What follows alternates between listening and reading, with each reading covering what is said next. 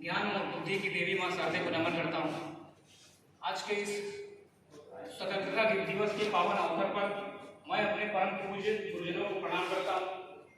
मेरे पूजनीय प्रधानाचार्य जी को नमन करते हुए आप सभी के आदेश पर अपने विचार रखने के लिए उपस्थित हूँ।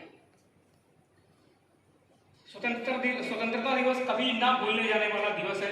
अभी अभी मैम ने हमें बताया। आज विभिन्न प्रकार के मनोरंजक तत्व हैं। कुछ चीजों ने शायरी का रूप लिया है, कुछ ने कविताओं का रूप लिया है। जिन विचारों ने मुझे प्रेरित किया कि मैं वीर रस की कविताएं पढ़ूं और बाद में मैं लिखने भी लगा, उन्हीं विचारों को आपसे साझा करता हूं और आपकी तालियां ही बजा देंगी कि मैं सही समझता हूं या गलत समझता हूं। मेरा मानना यह है कि क्या भूल जाए बलिदानियों से मिले दान को भी गुरु दशमेश का कमाल भूल जाऊं क्या? अब भूल के मैं बैठ जाऊं बंदा से बैरागियों को, राणा जी बने तो धर्म ढाल भूल जाऊं क्या? दोषियों की दुष्टता को दंड दे रहे थे नित्य लोहा गढ़ वाले लाल लाल भूल जाऊं क्या? अब भूल जाए मालवा के भोजराज का विराज, बोलो महाराज छत्रसाल भूल जाऊं क्या? मेरे देश की निशानी मेरी झांसी वाली रानी, वो दीवानी मर्दानी स्वाभिमानी भूल जाऊं क्या? बात सदियों पुरानी, वो धर्म पानी पानी पड़ी चोटियां कटानी, वो कहानी भूल जाऊं क्या? मेरे वीरों की रवानी कभी हार नहीं मानी, मौत से भी राजधानी आसमानी भूल जाऊं क्या? युद्ध क्षेत्र में भवानी, बाजुओं में थी समानी, फांसी झूलती जवानी बलिदानी भूल जाऊं क्या?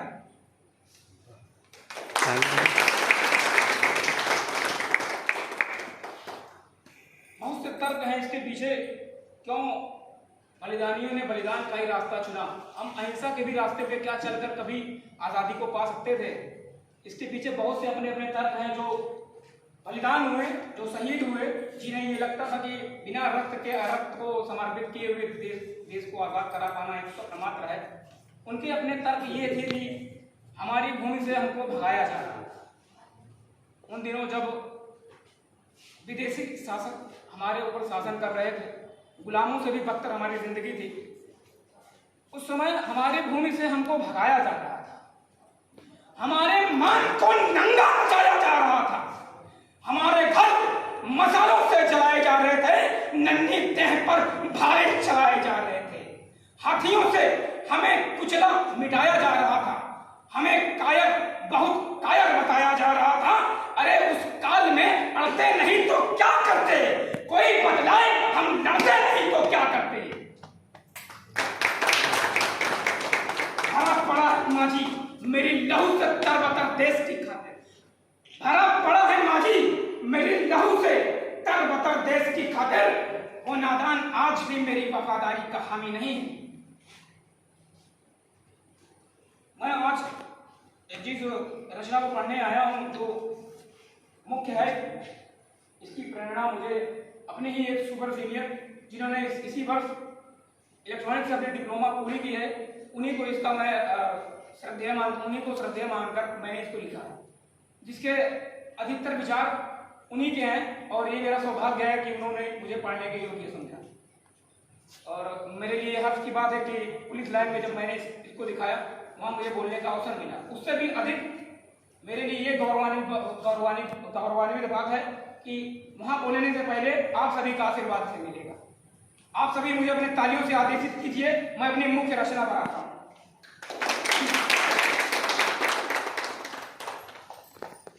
बात उन दिनों की है 1857 के दिनों में, जब नई नई क्रांतियां चमकी रही।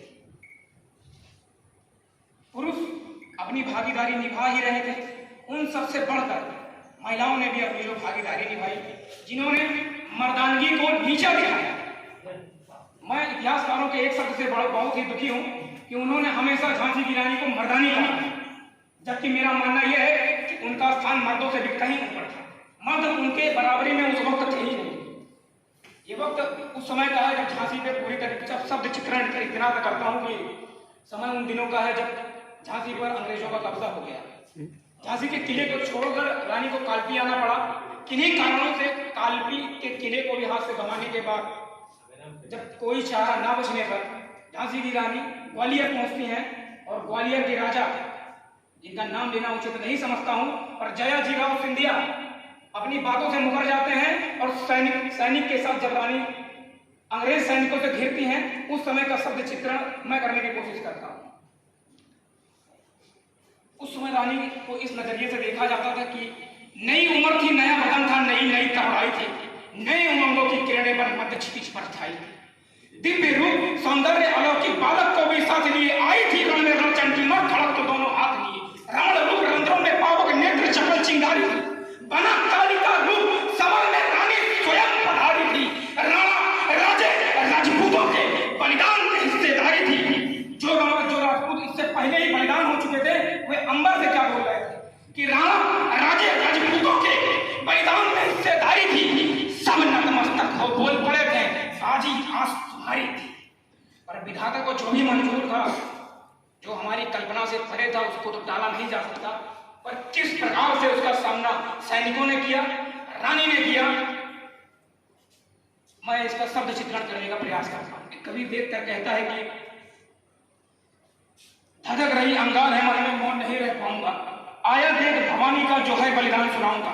ग्वालियर में सेना गिरी है और ग्वालियर क्या देखती है कि आज ग्वालियर ने देखा था झांसी की प्रभुताई। ध्यान चाहूंगा, आकर्षण चाहूंगा आप लोगों का, जहां भी आपको मेरी बातें छू जाए तालियां बजाने में खुदाई ना कीजिए, मेरे लिए बहुत बड़ा आशीर्वाद है।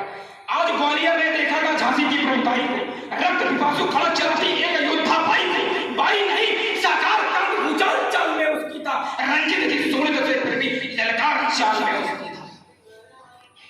हर प्रकार से जब सेना का मनोबल टूटने लगा, रानी तो अपनी ऊर्जा से अपने घोड़े पर सवार होकर दोनों हाथों से खड़क चलाती आगे बढ़ती जा रही थी। जब रानी को यह एहसास हुआ कि सेना का मनोबल टूट रहा है, वो पलट कर आई और सेना को समझाई कि स्वाधीन रहने वालों, आजादी अंगीकार करो, आया है विरोध मारने उठो और प्रतिकार करो, आज युद्ध विध्वंसक हो, नरमुंडों से श्रृंगार करो, लड़ते लड़ते ही विजय करो या स्वयं मृत्यु स्वीकार करो।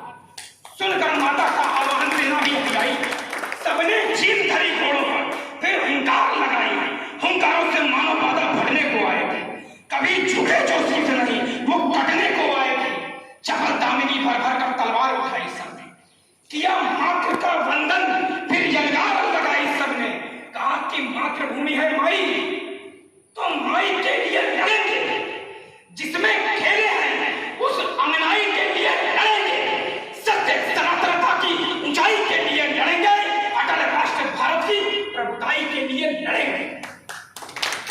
सेना का ऐसा नाम को देख करके माता आश्चर्य हुई और बोली, चट्टानी योद्धाओं शस्त्र संभालो, करो पुजारी कर्म और फिर दोहरी धार लगा। चट्टानी योद्धाओं शस्त्र संभालो, करो पुजारी कर्म और फिर दोहरी धार लगा लो। मानव शत्रु अधिक और हम सब संख्या में कम है, किंतु विजय या वीर गति चुन लेने में क्या दम है।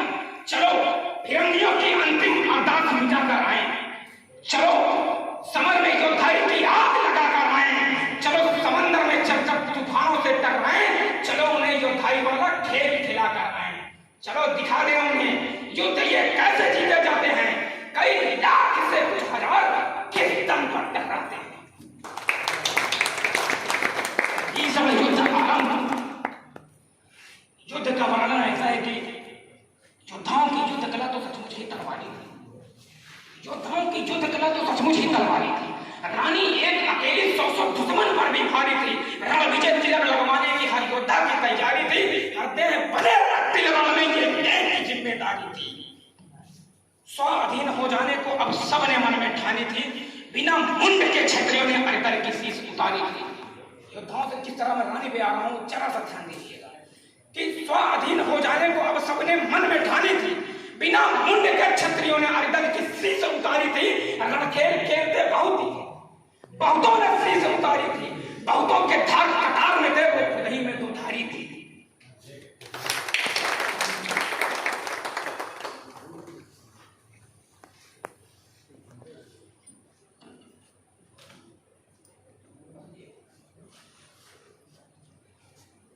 और रानी की तो अद्भुत ही पराक्रम था, उनके पराक्रम के आगे शायद ही कोई टिक सकता था। जब रानी अपने हाथों पे सवार होकर अपने मुंह से लगाम को लगाया हुआ दोनों हाथों से खड़क चलाती थी, तो ऐसा दृश्य बन गया वहां की, कहीं बिलखते शीश दिखे तो कहीं पड़े थे छिन्नी धड़ धड़। ध्यान दीजिएगा, दुश्मनों के कहीं बिलखते शीश दिखे तो कहीं पड़े थे छिन्नी धड़, कहीं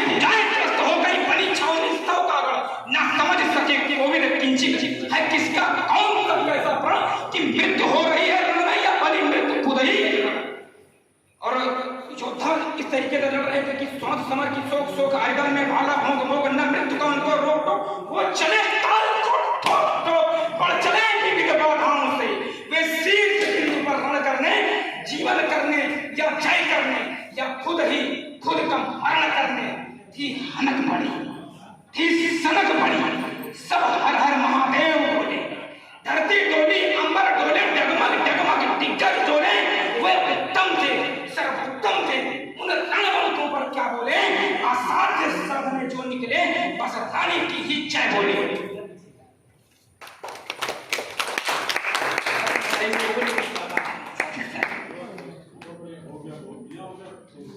अभी सचमुच ही संघर्ष चल रहा था जंगे परिपाटी, सचमुच ही संघर्ष चल रहा था जंगे परिपाटी। वीर स्वयं को अमर कर रहे थे योद्धाई माटी पर। एक एक बार से दुश्मन की रूहें हिल जाया करती थी, सोने को दे करके मिट्टी में मिट्टी बन जाया करती थी। मानो सबने डर लगा था उसी युद्ध की घड़ी, कोई कलंक नहीं लगने देंगे हम अपनी जाति पर। जाति एक ही थी सबकी, सब स्वाधीनता वाले थे। लक्ष्मीबाई के वीर पुत्र पे स्वयं संग मत वाले थे। और घायल रानी का जिक्र ऐसा कि एक तलवार की वार से उनका आधा शीश कट चुका, बंदूक की एक गोली से उनकी एक आंखें निकल चुकी थी और किसी नुकीले भाले या बर्छी से उनके एक कंधे पर घाव लगा, जिसके कारण मात्र एक हाथ से ही वो युद्ध को लगातार लड़ती ही जाती थी अपनी विजय, अपनी स्वाधीनता के लिए। और उस समय में जब मृत्यु आया तो उसने क्या देखा, ये मैं अपने शब्दों से चित्रित करने जा रहा हूं। महाकाल को देख समर में काल स्वयं घबराया था। महाकाल को देख समर में काल स्वयं घबराया था। लेने आया रानी को पर लेकर जाना पाया था। खड़ियां घोड़ों की टापों से चल रही वह माई थी, अरिदल पर तांडव जो करती वही लक्ष्मीबाई थी।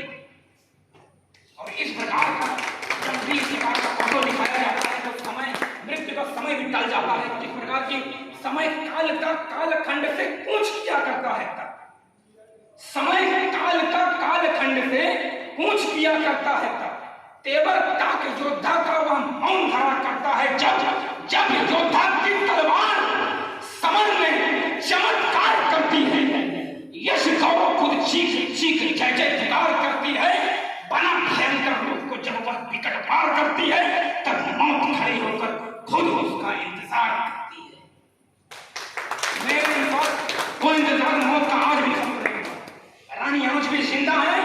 हमारे देश की नारियों के जुनून, उनके विचारों में मैं इतना बड़ा तो नहीं हूं कि उनको कुछ आदेशित कर सकूं, बस नमन इतना सा है कि जिस प्रकार हमारे देश का आज माहौल बना हुआ है, हर हिंसा में सिर्फ नारियों को ही टारगेट किया जा रहा है, उस अवस्था में मैं कहूंगा कि आपके नाखून केवल नेल पॉलिश लगाने के लिए नहीं है। जो मैं कहने जा रहा हूं जरा ध्यान से सुनिए, बहुत छोटा हूं और ये आग्रह ही समझ लीजिए कि तू रानी बन, रानी जैसी जीवित रानी की